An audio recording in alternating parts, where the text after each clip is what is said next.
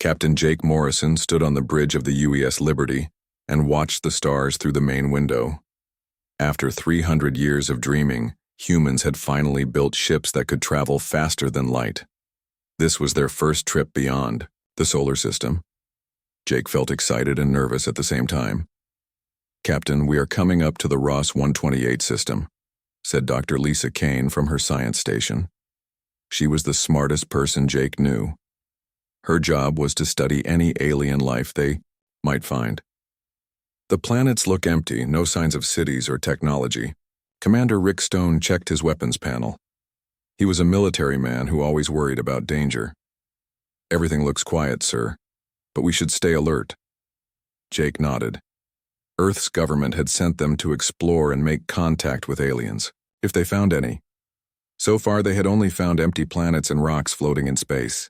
Maybe humans were alone in the galaxy after all. "Take us into orbit around the third planet," Jake ordered. "Let's do a full scan." The Liberty moved closer to the rocky world below. It looked a lot like Mars, with red dust and no atmosphere. Dr. Kane ran her instruments over the surface, looking for anything interesting. "Captain," called out Navigator Alex Murphy from his station, "I'm picking up movement at the edge of the system. Multiple ships coming our way." Jake's heart started beating faster. "How many ships?" 20 ships. They're big, sir. Much bigger than us." Rick jumped up from his seat. "Battle stations. All crew to combat positions." "Wait," Jake said, holding up his hand. "Let's try to talk first. Open a communication channel." The alien ships appeared on the main screen. They were beautiful and scary at the same time.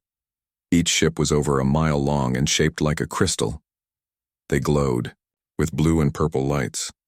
The Liberty looked like a tiny metal box next to them. A voice came through the speakers. It sounded cold and proud.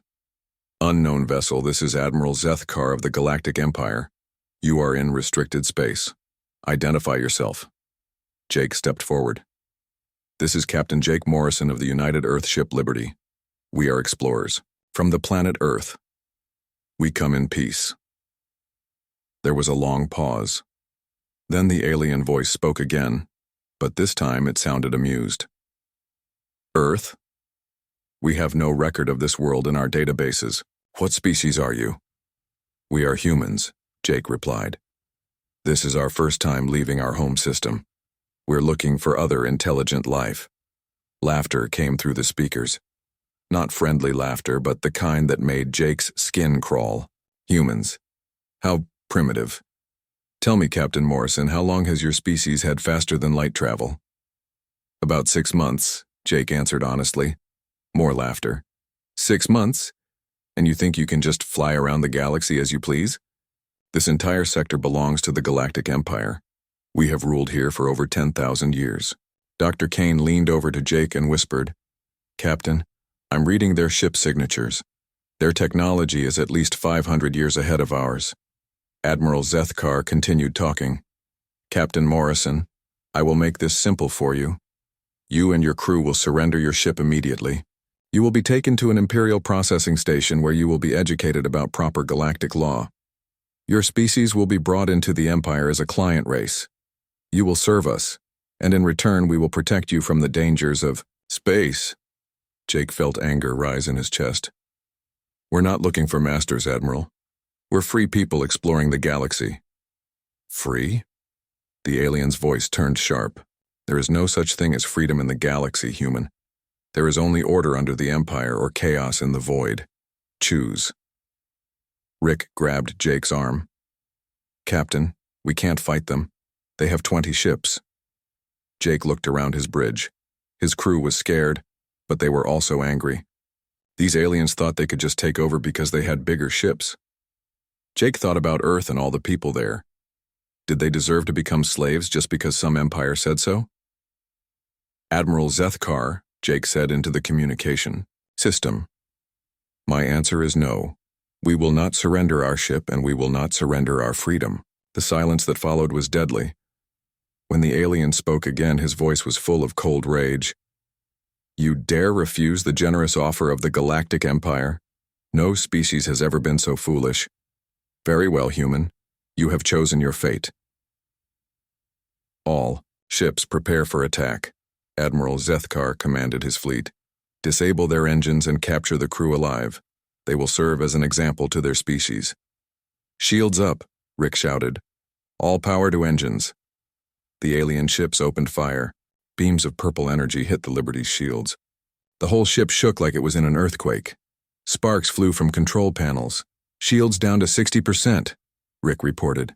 We can't take much more of this. Get us out of here, Jake ordered. Emergency jump to Earth. Dr. Kane worked frantically at her station. I'm downloading their communication frequencies and database information while we still can. This might be important. The Liberty's engines roared to life. Just as the alien weapons were about to break through their shields, the human ship jumped into faster-than-light speed and disappeared. Admiral Zethkar stared at the empty space, where the human ship had been. He had never seen such defiance before. In 10,000 years, every species the Empire met had either surrendered immediately or been destroyed.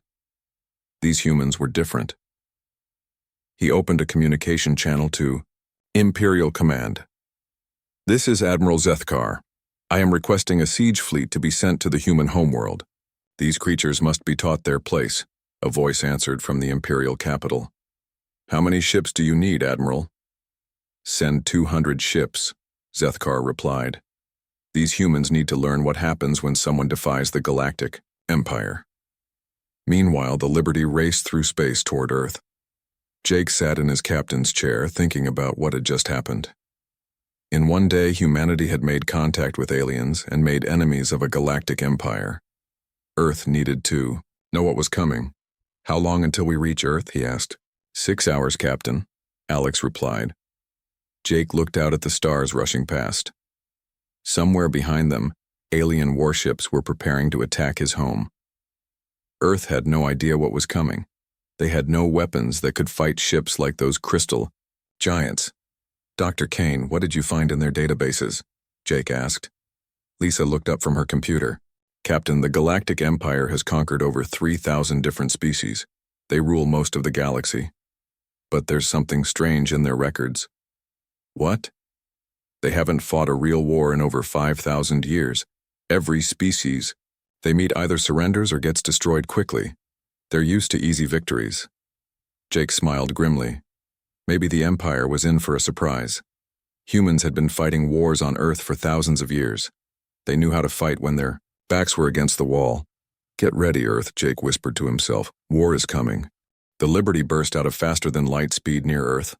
Captain Jake Morrison had never been so happy to see the blue and green planet in his entire life. But his happiness did not last long. Earth was in terrible danger. Open a channel to Earth Command, Jake ordered. Emergency priority. Within minutes, the face of General Amy Foster appeared on the main screen. She was the commander of Earth's Defense Coalition, a tough woman who had fought in the Mars colony wars. Her gray hair was pulled back tight, and her eyes were sharp. Captain Morrison, you're back early, she said. What happened out there? General, we made contact with aliens, Jake said quickly. They call themselves the Galactic Empire. They rule most of the galaxy, and they're coming here with 200 warships. General Foster's face went pale. 200 ships? How long do we have? Maybe a week, maybe less, Jake replied. They want to capture Earth and make us their slaves. Get down here immediately, the general ordered. Bring all your data. We need to call an emergency meeting of all world leaders. 3 hours later, Jake stood in the largest meeting room in the United Nations building. Every president, prime minister, and leader on Earth was there either in person or on video screens. The room was full of worried voices speaking in dozens of different languages. General Foster stood up and the room became quiet. Ladies and gentlemen, we face the greatest threat in human history. Captain Morrison will explain what we're dealing with. Jake told them everything. He showed them pictures of the alien ships and played recordings of Admiral Zethkar's voice. When he finished, the room was silent for a long moment. The President of the United States spoke first. These alien ships are more advanced than anything we have. How can we possibly fight them? We can't, said the Prime Minister of Britain. We should try to negotiate. Maybe we can make a deal. They don't want to negotiate, Jake said firmly. They want us to surrender and become their servants. That's not negotiation, that's slavery. Dr. Lisa Kane stepped forward. I've been studying the data I downloaded from their systems. The Galactic Empire is powerful, but they have weaknesses. What kind of weaknesses? Asked General Foster. They've been winning easily for thousands of years, Lisa explained. Their weapons are designed to disable and capture, not destroy. Their ships have powerful shields and energy weapons, but they're not built for the kind of brutal fighting we know on Earth. Dr. Ben Clark, Earth's best weapons engineer, raised his hand. What are you saying, Dr. Kane? I'm saying they fight like civilized people, Lisa replied. They use clean energy weapons, force fields, and non-lethal tactics. They try to capture enemies alive because they want to add them to their empire. And that's bad for them because? Asked the president of China. General Foster smiled grimly. Because humans don't fight civilized wars. We fight to win. Over the next 6 days, something amazing happened. For the first time in human history, every nation on Earth worked together. Countries that had been enemies for hundreds of years shared weapons and technology.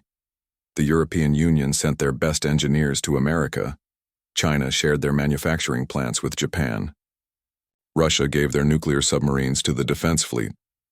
Dr. Ben Clark worked day and night with scientists from around the world. They took apart every spaceship, space station, and satellite they could find. Military cargo ships became warships. Passenger shuttles got weapons bolted onto them. Even the old International Space Station was turned into a weapons platform. The aliens expect energy shields and plasma weapons, Dr. Clark explained to a room full of engineers. So we're going to give them something they've never seen before. What's that? Asked someone. Explosives. Lots and lots of explosives. ED. Defense plan was simple and crazy. Earth ships would carry nuclear missiles, chemical explosives, and kinetic weapons. Instead of trying to match alien technology, they would use human brutality. Captain Jake Morrison was put in command of the rebuilt Liberty. His ship now had twice as many weapons as before. The cargo hold was packed with nuclear warheads. It's not pretty, Dr. Clark said as he showed Jake around the ship, but it should surprise them. Meanwhile, far across the galaxy, the Galactic Empire was preparing their attack.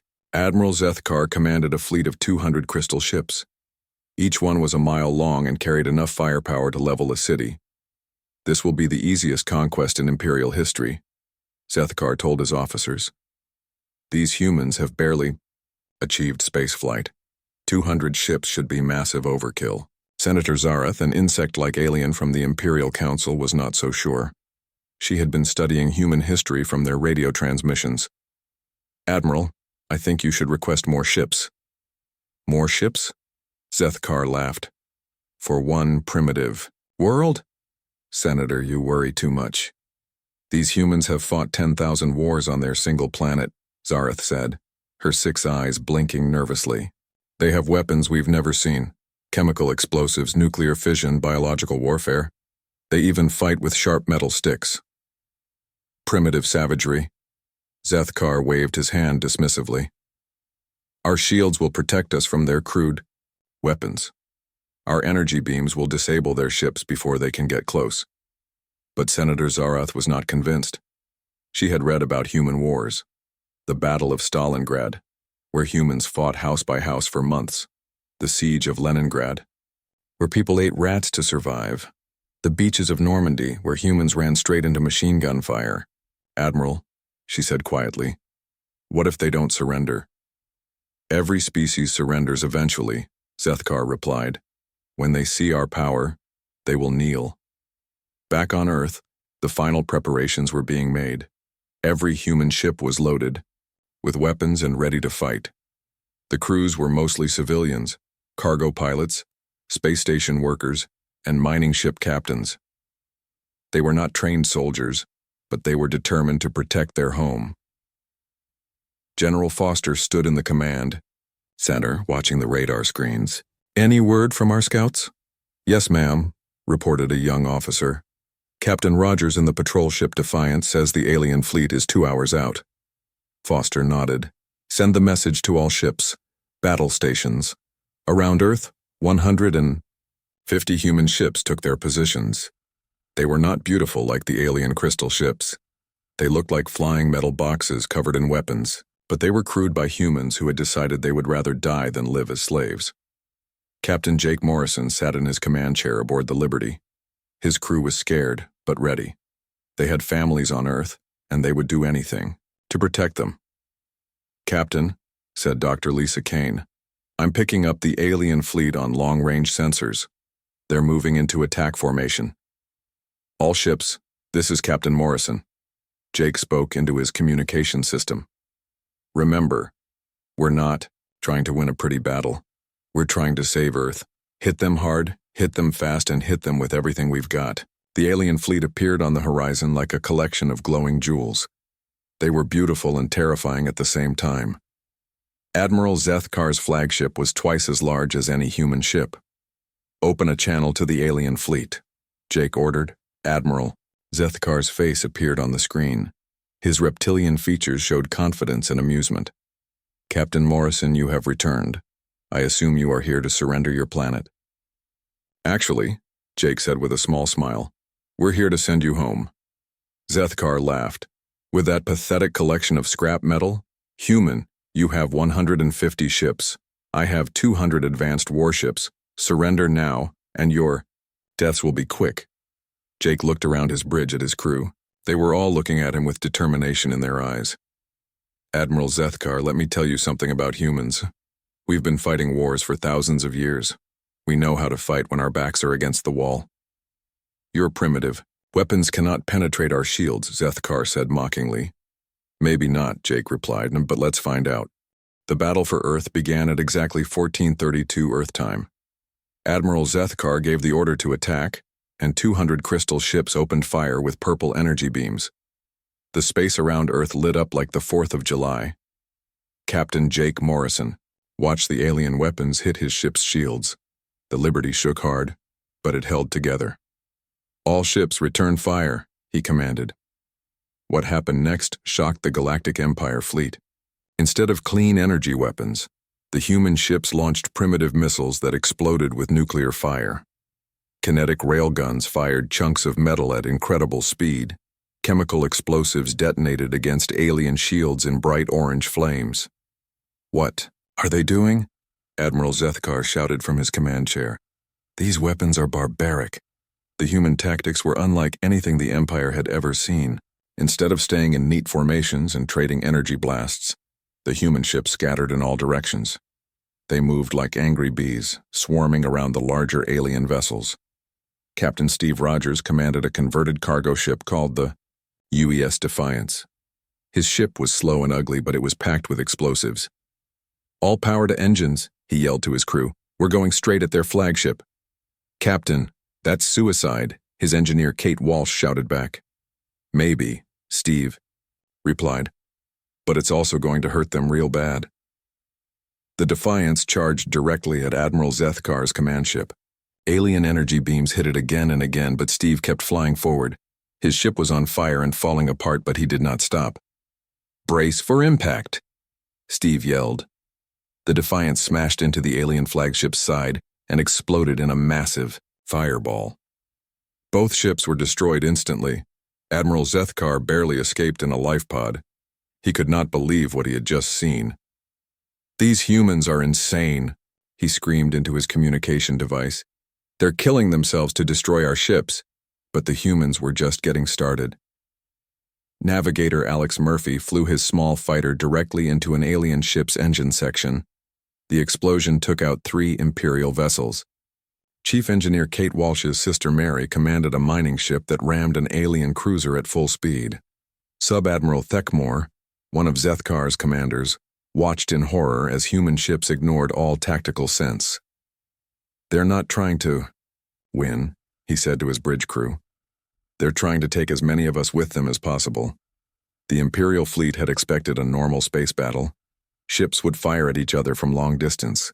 When shields got low, the losing side would surrender. That was how civilized species fought wars. But humans were not civilized by Imperial standards. When their shields failed, they kept fighting. When their weapons stopped working, they used their ships as weapons. When their engines died, they set off self-destruct charges to damage nearby enemy vessels. Dr. Lisa Kane, fighting aboard the Liberty, used her science skills to hack into Imperial communication systems. "Captain Morrison," she called out, "I'm hearing panic in their radio chatter. They've never seen anything like this before." Jake smiled grimly as he watched another human ship explode while taking down 2 alien vessels. "Good. Let's give them more to panic about. All ships target their command vessels, make them hurt." The space battle became a nightmare for the Galactic Empire. Their beautiful crystal ships were built for elegant warfare between civilized species. They were not designed to fight enemies who would fly burning wrecks directly into their hulls. Lieutenant Paul Davis became a legend that day. His fighter was hit by an alien energy beam and lost its weapons. Instead of retreating, he flew straight toward an Imperial space station orbiting Earth. The station's defenders shot at him, but Paul kept coming. "This is for humanity," Paul shouted as his fighter smashed into the station's reactor core. The explosion destroyed the entire facility and saved a human transport ship full of refugees. Admiral Zethkar, now commanding from a smaller ship, could not understand what was happening. In 10,000 years of Imperial conquest, no species had ever fought like this. "How many ships have we lost?" he demanded. 67 ships destroyed, sir," his officer reported. "And we've only destroyed 43 human vessels." "Impossible," Zethkar shouted. "We have superior technology. We have better weapons." "Sir," the officer said quietly, "their weapons may be primitive, but they're using them in ways we never expected. They're not trying to disable us, they're trying to kill us."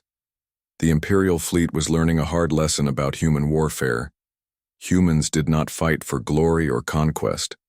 They fought for survival. When their families were threatened, they would do anything to protect them. Commander Rick Stone, still alive aboard the damaged Liberty, coordinated the human defense. "All ships focus fire on their largest vessels. If we can break their formation, we can win this." The humans began working together in ways that confused the Imperial forces. Small fighters would distract alien ships, while larger vessels moved into position. Mining ships would ram enemy cruisers while warships fired nuclear missiles into the chaos. Captain Morrison watched his tactical display and realized something amazing. "Dr. Kane, look at this. We're actually winning." Lisa studied the battle data. "Captain, we've destroyed more of their ships than they've destroyed of ours, but we're running out of ammunition." "Then we better make every shot count," Jake replied. The tide of battle was turning. The Imperial fleet, designed for easy victories against surrendering enemies, was falling apart against human desperation. Their commanders had never dealt with an enemy that preferred death to defeat. Sub-Admiral Thekmore sent a desperate message to Admiral Zethkar. "Sir, we need to retreat. We're losing too many ships." "Retreat?" Zethkar could not believe what he was hearing. "The Galactic Empire does not retreat from primitive worlds. Sir, these humans are not primitive in the ways that matter. They fight like demons. My bridge crew is dead from some kind of chemical weapon they used. Half my ship is on fire. We cannot win this battle." Admiral Zethkar looked around at what remained of his fleet. Beautiful crystal ships were burning and exploding all around him. Human vessels, looking like flying scrap piles, continued to attack with suicidal bravery. "All ships," Zethkar finally ordered, "fall back to the edge of the system. We need to rethink our approach." But Captain Morrison was not about to let them escape easily. "All human ships pursue the enemy. Don't let them regroup." The Imperial retreat became a running battle. Human ships chased the alien fleet all the way to the edge of the solar system, firing missiles and ramming damaged enemy vessels. By the time the Imperial fleet reached safety, they had lost over half their ships. Admiral Zethkar sat in his damaged command ship and stared at the tactical display. In one day, a primitive world had destroyed the largest Imperial fleet ever assembled. It was impossible, but it had happened. "Send a message to Imperial Command," he ordered with a shaking voice.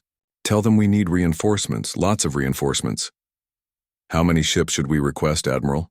his communications officer asked. Zethkar looked back at Earth, where human ships were celebrating their victory. "Send everything we have. These humans are not like any enemy we've ever faced. They don't know how to quit. Back on Earth, the celebration was mixed with sorrow. They had won the battle, but the cost was terrible. 43 ships and over 3,000 people had died defending their home, but Earth was still free. Captain Morrison stood on his damaged bridge and looked out at the stars. "This isn't over," he said to his crew. "They'll be back with more ships." Dr. Kane nodded. "But now we know we can fight them. And the galaxy will know it too." The first battle for Earth was over. Humanity had won, but the war was just beginning. News of humanity's victory spread across the galaxy faster than anyone expected. On 1,000 different worlds, alien species whispered about the impossible. A primitive planet called Earth had defeated an imperial fleet. For the first time, in 10,000 years, the Galactic Empire had lost a major battle. President Helen Carter sat in her office on Earth reading reports from around the galaxy. Secret messages were arriving from dozens of worlds. Many of them were asking the same question: how did the humans win? "Madam President," said her assistant, "we have another message from someone calling themselves the Free Worlds Alliance. They want to meet with you." Helen nodded. "Set up the meeting. We need all the allies we can get." 3 days later, a small, alien ship appeared at the edge of Earth's solar system. It was not an Imperial vessel, but something much smaller and simpler. The ship's commander was Ambassador Veltar, a blue-skinned humanoid from a world called Nexus Prime. Captain Jake Morrison met the alien ambassador on the space station orbiting Earth. Veltar was tall and thin, with large eyes that seemed very intelligent. He looked nervous but hopeful. "Captain Morrison," Veltar said in perfect English, "my people have been slaves of the Empire for 300 years. When we heard that humans had defeated an Imperial fleet, we could hardly believe it." "It's true," Jake replied, "but they'll be back with more ships. That's why I'm here," Veltar said. 47 different worlds want to help you fight the Empire. We can provide intelligence, resources, and safe places for your ships to hide." Jake was amazed. "Why would you risk helping us? If the Empire finds out, they'll punish your worlds." Veltar smiled sadly. "Captain, they're already punishing us. We've been their slaves for centuries. At least now we have hope." Meanwhile, in the Imperial capital city on the planet Zenthar Prime, High Counselor Apexrin was furious. He was the supreme leader of the Galactic Empire, a being so old and powerful that entire species bowed before him. His scaled face was red with anger as he read the battle reports. 100 ships lost to a primitive world, he roared at Admiral Zethkar, who stood before him trembling. "How is this possible?" "Your Excellency, these humans fight differently than any species we've encountered," Zethkar explained. "They don't surrender when their ships are damaged. They use their dying vessels as weapons. They seem to prefer death to capture." "Barbaric," Apexrin hissed. "But that doesn't explain how they destroyed so many of our ships." Fleet Commander Zekathul, the Empire's greatest military mind, stepped forward. "High Counselor, I've studied the battle recordings. The humans combine their primitive weapons with suicidal tactics. Their nuclear explosives are crude but effective. Their kinetic weapons can punch through our shields if they get close enough. And they got close because they don't care about dying," Apexrin said with disgust. "What kind of species throws away their lives so easily?" "A species fighting for their freedom, Your Excellency," Zekthul replied quietly. Apexrin's eyes glowed with rage. "Freedom is an illusion. There is only order under the Empire, or chaos in the void. These humans will learn this lesson. Assemble the total extermination fleet." "How many ships, Your Excellency?" asked Zekthul. 5,000 ships, Apexrin declared. "And this time we will not try to capture them. We will destroy their entire world as an example to the galaxy." Back on Earth, Dr. Ben Clark was working day and night with scientists from the Free Worlds Alliance. The rebel aliens had brought technology and knowledge that Earth desperately needed. In hidden bases around the solar system, humans were building weapons that had never existed before. "The key is combining our technologies," explained Dr. Emma Lewis, who had become Earth's leading expert on alien science. "Their energy shields are designed to stop energy weapons. But if we can make our kinetic weapons faster and our explosives more powerful, we can break through." Lieutenant Paul Davis, who had survived his attack on the Imperial space station, was now training pilots in the new fighting style humans had developed. "Remember," he told a group of young pilots, "we're not trying to have a fair fight. We're trying to win. Use every advantage you can find." The alliance between humans and the rebel worlds grew stronger every day. Ships full of supplies arrived at Earth from dozens of different planets. Alien engineers worked side by side with human scientists to build new weapons and defenses. Captain Ray Johnson commanded one of the new stealth ships Earth had built with alien help. The UES Ghost could become invisible to Imperial sensors, allowing it to sneak up on enemy ships. "This changes everything," he told Captain Morrison. "Now we can strike without warning." Admiral Tony Martinez had been put in command of Earth's first real battleship. The UES Retribution was enormous, covered in armor and weapons. It looked nothing like the elegant Imperial ships. Instead, it looked like what it was, a flying fortress built for war. "She's not pretty," Admiral Martinez said as he walked through the ship's corridors, "but she'll get the job done." The ship was a hybrid of human and alien technology. It had the speed and shields of Imperial vessels, but the brutal firepower that humans preferred. Every weapon system was designed to destroy, not capture. Word of the coming Imperial attack reached Earth through the rebel network. 5,000 ships were heading toward the solar system, carrying weapons that could crack planets in half. It was the largest fleet in Imperial history. President Carter called an emergency meeting of all Earth's military leaders. "They're coming with everything they have," she announced. "This time they're not trying to capture us, they want to destroy us completely." General Amy Foster studied the intelligence reports. 5,000 ships. We have maybe 300 ships total, counting the ones our allies have sent us. Then we better make sure our 300 ships count for more than their 5,000, said Admiral Martinez. Dr. Emma Lewis had been working on something special. "I think I have a way to even the odds," she said, "but it's risky." "Everything we do is risky," President Carter replied. "What's your idea?" "We use the Imperial fleet's size against them," Emma explained. "They're coming in one massive formation because they think it shows their power. But if we can cause a chain reaction in their fleet..." Captain Morrison understood immediately. "You want to use their own ships as weapons against each other." "Exactly." Emma smiled. "One ship exploding in the right place could damage dozens of others. And if those ships explode too?" It was a desperate plan, but it might work. The humans began preparing for the biggest battle in their history. They knew that if they lost this fight, Earth would be destroyed and humanity would be extinct. Ambassador. Veltar brought more good news. "Captain Morrison, 12 more worlds have joined our alliance. They're sending ships to help defend Earth." "Why?" Jake asked. "They barely know us." "Because you've given them something they haven't had in centuries," Veltar replied. "Hope. For the first time since the Empire conquered the galaxy, someone has proven they can be defeated." The rebels weren't just helping with ships and weapons. They were also spreading the word about humanity's victory to every corner of the galaxy. On worlds that had been slaves for thousands of years, people were starting to believe that freedom might be possible. High Counselor Apex Rin received reports about the growing rebellion, and it made him even more determined to destroy Earth. "The human disease is spreading," he told his council. "If we don't stop it now, it will infect the entire galaxy." "Your Excellency," said Senator Zarath, "perhaps we should try to negotiate with the humans. Their victory has inspired others to rebel. War may not be the answer."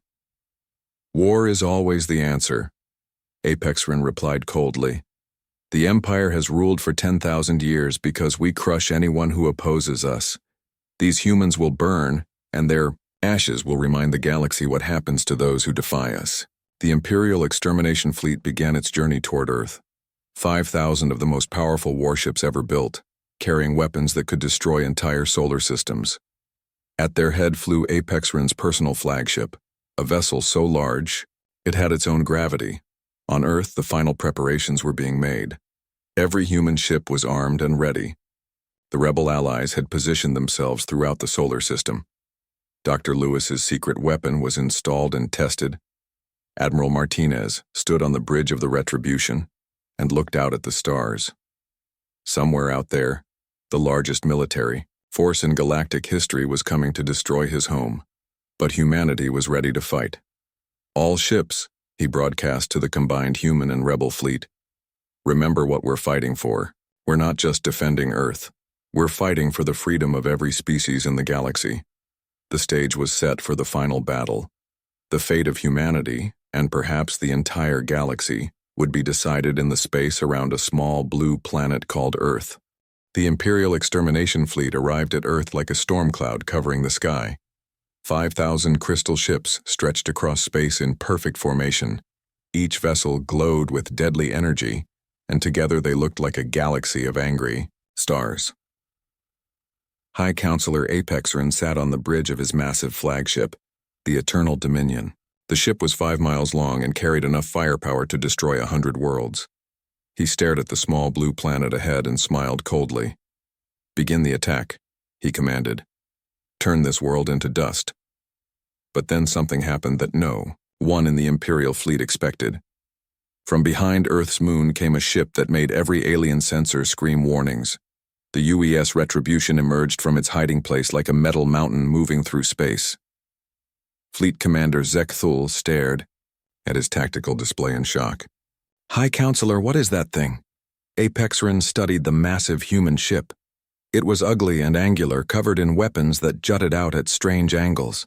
It looked nothing like the elegant Imperial vessels. "That's a human battleship?" he asked in disbelief. The Retribution was followed by hundreds of other ships. Human vessels mixed with rebel alien craft, all of them armed with the new hybrid weapons Dr. Emma Lewis had designed. They moved in formations that made no sense to Imperial tactics. Admiral Tony Martinez stood on the bridge of the Retribution and opened a communication channel to the Imperial fleet. "High Counselor Apexrin, this is Admiral Martinez of the United Earth Forces. You have entered our space with hostile intent. Leave now or we will destroy you." Apexrin laughed. "Admiral, you have 300 ships. I have 5,000. Your bravery is admirable, but your mathematics are terrible." "Let's see about that," Martinez replied with a grim smile. The battle began with the Imperial fleet firing their planet-cracking weapons at Earth. But the massive energy beams hit something invisible in space and scattered in all directions. Dr. Lewis's secret weapon was working perfectly. "What happened?" Apexrin demanded. "Why didn't our weapons reach the planet?" "Sir," reported his science officer, "the humans have created some kind of gravity field around their world. Our energy weapons are being bent away from their target." Before Apexrin could respond, the human fleet attacked. But they didn't attack the way any civilized species would fight. Instead of targeting the Imperial ships at the edge of the formation, they aimed straight for the center of the massive fleet. Captain Ray Johnson's stealth ship, the UES Ghost, appeared inside the Imperial formation without warning. Using its invisibility systems, it had snuck past all the alien sensors. Johnson fired everything he had at a group of Imperial supply ships. The explosions created chaos in the tightly packed Imperial fleet. Ships crashed into each other trying to avoid the blasts. The perfect formation that was supposed to show Imperial power became a trap. "All ships, execute Dr. Lewis's plan," Admiral Martinez commanded. Human ships began ramming Imperial vessels in specific locations that Dr. Lewis had calculated. Each impact caused chain reactions that spread through the enemy fleet. When one ship exploded, it damaged the ships next to it, which exploded and damaged more ships. Lieutenant Paul Davis, now commanding his own fighter squadron, led his pilots on suicide runs into the heart of the Imperial formation. "Remember," he told his pilots, "we're not trying to survive this fight, we're trying to win it." His fighters dove into the mass of enemy ships like missiles. Each pilot chose the biggest target they could find and flew straight at it. The explosions created more chaos in the Imperial ranks. Fleet Commander Zek Thul watched in horror as his perfect battle plan fell apart. "These humans are insane," he shouted. "They're destroying themselves to hurt us." "Then we'll let them destroy themselves," Apexrin replied. "Keep firing." But the Imperial weapons were having trouble in the confusion. With their own ships scattered and colliding, they couldn't use their most powerful weapons without hitting their own forces. Meanwhile, the Retribution was cutting through the Imperial fleet like a sword through paper. Its hybrid weapons combined human brutality with alien technology. Nuclear railguns fired atomic explosives at incredible speed. Energy shields absorbed Imperial fire while kinetic cannons punched holes in enemy hulls. Captain Jake Morrison, commanding a wing of Earth's ships, coordinated attacks with rebel forces from dozens of different worlds. All Allied ships target their command vessels, cut off their leadership. Ambassador Veltar's ship, fighting alongside human vessels, used its advanced sensors to identify Imperial commanders. Captain Morrison, I'm sending you targeting data on their fleet leaders. The battle became a nightmare for the Galactic Empire. Their ships were designed for overwhelming weaker enemies with superior firepower. They were not built to fight in the middle of explosions and debris, against enemies who use their own dying ships as weapons. Dr. Emma Lewis, monitoring the battle from Earth, watched her calculations come true. The Imperial fleet's size was becoming its weakness. Every ship that exploded took several others with it. The humans were losing ships too, but they were destroying the enemy faster than they were being destroyed. Admiral Martinez, she reported, the chain reactions are working. Their fleet is tearing itself apart. High Counselor Apexrin realized his perfect formation was destroying itself. All ships, spread out. Get away from each other. But it was too late. The Imperial fleet was trapped in a space filled with explosions and wreckage. Ships trying to escape crashed into each other. The retreat became another disaster. Captain Ray Johnson's ghost reappeared next to Apexrin's flagship. The stealth ship fired all its weapons into the Eternal Dominion's engines. The massive Imperial ship began to drift helplessly. This is impossible, Apexrin screamed as his ship shook from explosions. We are the Galactic Empire. We have ruled for 10,000 years. Admiral Martinez heard the alien leader's broadcast and replied calmly, Your Excellency, you forgot something important. You've been ruling people who were afraid to fight back. We're not afraid. The Retribution moved alongside the crippled Imperial flagship. Its weapons were aimed directly at Apexrin's bridge. Surrender now and we'll let your surviving ships leave, Martinez offered. Apexrin looked around at what remained of his mighty fleet. 4,000 ships had been destroyed or damaged beyond repair. The space around Earth was filled with the wreckage of the greatest military force in galactic history. Apexrin struggled to speak. For 10,000 years, the Empire had never lost a major battle. I surrender. The words echoed across every communication channel in the galaxy.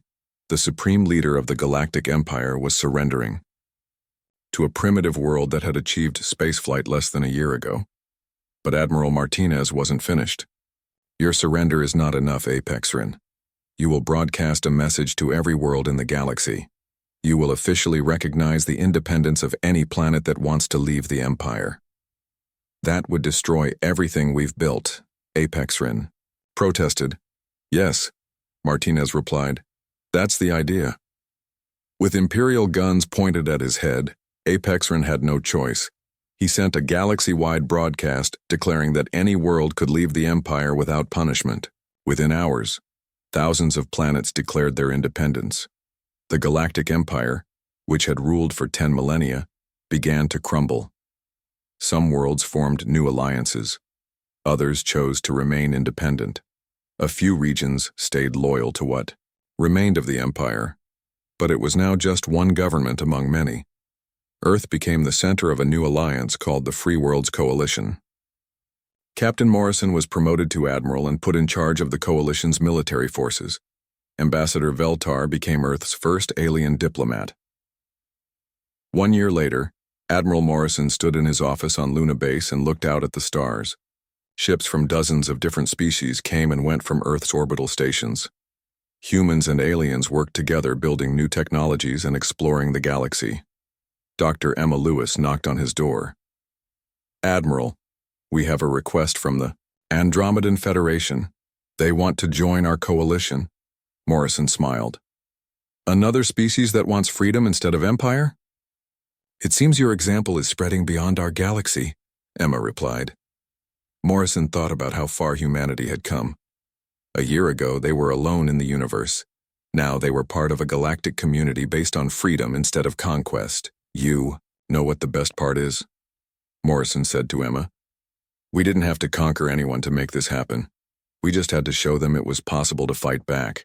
Outside his window, Earth continued to spin peacefully in space. The small blue planet that had once faced destruction was now the symbol of hope for countless worlds across the galaxy. Humanity had not just saved themselves, they had freed the galaxy.